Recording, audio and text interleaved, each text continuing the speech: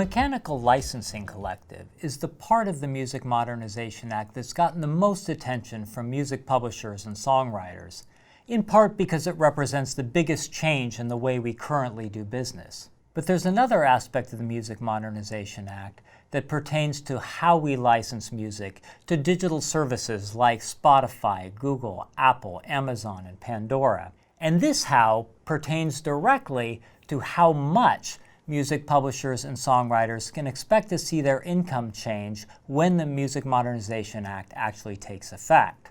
But this part of the Music Modernization Act pertains to a different set of rights, focused on performing rights, which is the right of a songwriter to control the public use of his or her music. If you're familiar with music publishing, or if you've taken Music Publishing 101 at Berklee Online, this is not the first time you've heard about performing rights. Performing rights basically establish that a songwriter has the right to license and collect income for any public use of his or her music, whether it's on the radio or on television or in a nightclub, a concert hall, a dentist's office, or even in a restaurant. Any public use of music has to be licensed, and that money then comes back to the music publisher and the songwriter.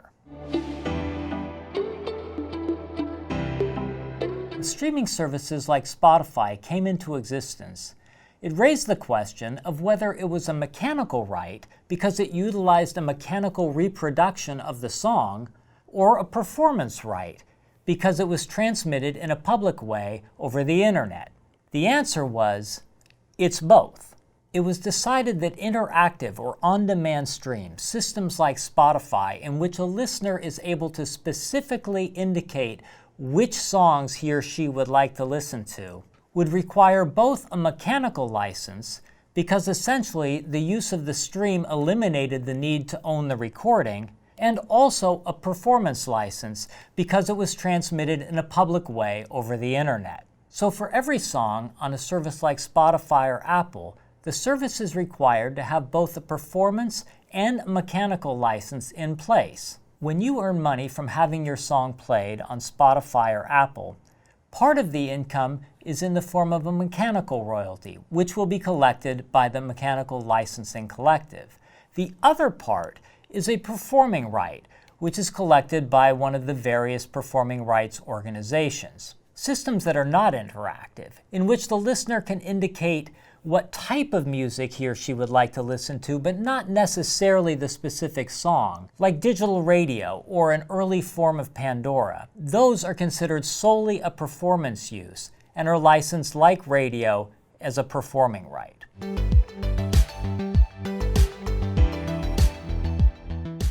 A lot of you are probably familiar with the two largest and oldest organizations that license performing rights, ASCAP and BMI. In fact, there are 4 organizations that license performing rights in the United States: ASCAP, BMI, CSAC, and GMR, which was started a few years ago by Irving Azoff.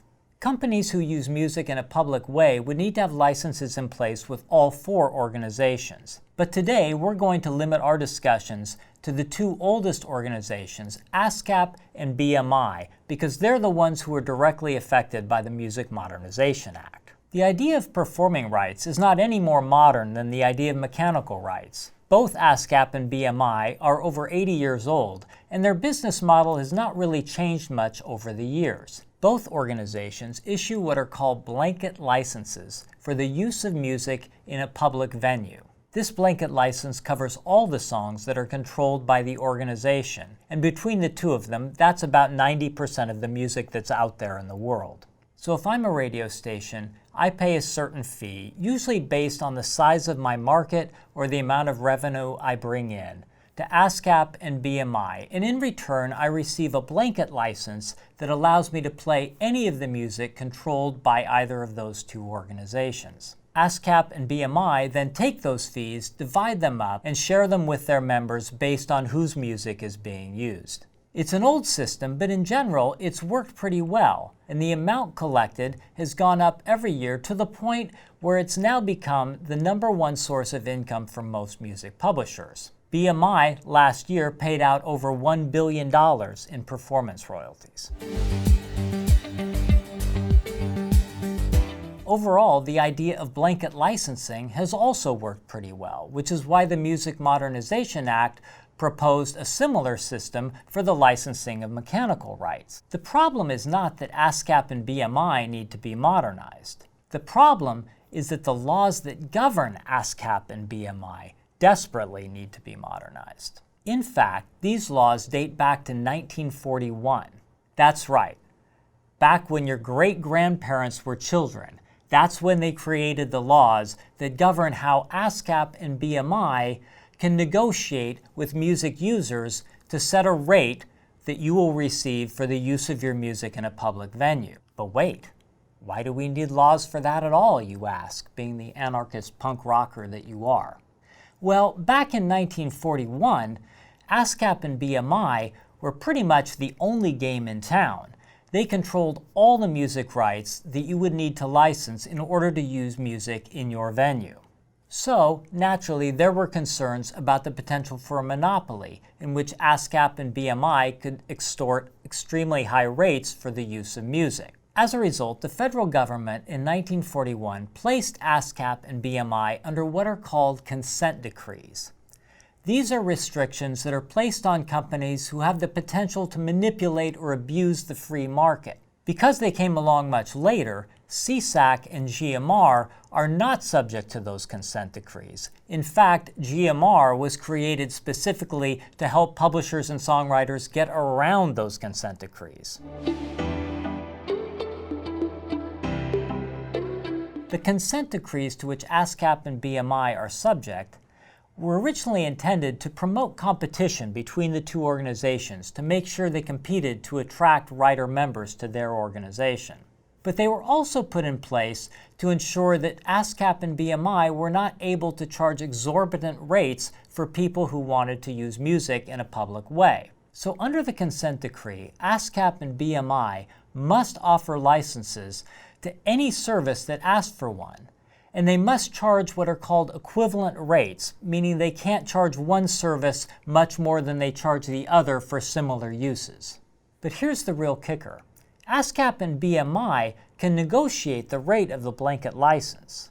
But if the music user, say a digital service provider, is not happy with the rate that's being proposed, they can then go to a court and a judge will decide what the appropriate rate is. At no point can ASCAP and BMI simply walk away from the negotiation and take their license with them. They are bound by whatever the judge decides. Not surprisingly, most of these rate disputes do wind up in court, and over the past 20 years, the judges have not been kind to ASCAP or BMI.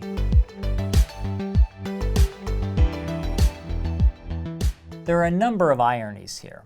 One is that the individual members of ASCAP and BMI, the publishers, are not subject to the consent decrees. Only ASCAP and BMI are subject to them. So, for example, if Sony ATV Music wanted to negotiate rates with Pandora, they would be able at any point to threaten to take their catalog full of current and classic hits and simply walk away from the table. But ASCAP and BMI cannot walk away. They are bound by the consent decree and whatever the judge decides as far as the rates. Nor can Sony ATV opt to simply negotiate on their own for certain things. They tried that, and that didn't work either. The other irony is that a system that was intended to prevent a monopoly, in which organizations like ASCAP and BMI were able to extort extremely high rates from music users, has actually resulted in a slightly different kind of monopoly, in which one single judge can decide the rate at which thousands of songwriters and music publishers have to license their music. This problem has become increasingly obvious over the past 10 years, in which the demand for music has soared, especially in public venues, and yet the rates have remained largely stagnant. This is clearly not the way the law of supply and demand was supposed to work. The Music Modernization Act did not give songwriters and publishers everything they would have wanted in relation to the performing rights organizations, which would have actually meant lifting almost all of the restrictions on ASCAP and BMI during the negotiating process. But it did make a couple of important changes. First, it allows for a rotation of judges to hear the rate disputes. In the past, ASCAP and BMI were each assigned an individual judge who would hear all the rate disputes related to that organization. ASCAP in particular drew the short straw and wound up with a judge who at times has been openly hostile to the organization and their role in the licensing process. At least this change from the Music Modernization Act eliminates the Groundhog Day effect of going back to the same judge with the same issue and always getting the same result. The Music Modernization Act also allows for the first time ASCAP and BMI to be able to introduce as evidence into the court the rates being paid for sound recordings, which are more than 5 times what are being paid for the composition. Even though this disparity has been public knowledge for some time, ASCAP and BMI have never been allowed to introduce it into court and use it as an argument to raise royalty rates. At least now we can point out that some animals are being treated far more equal than others.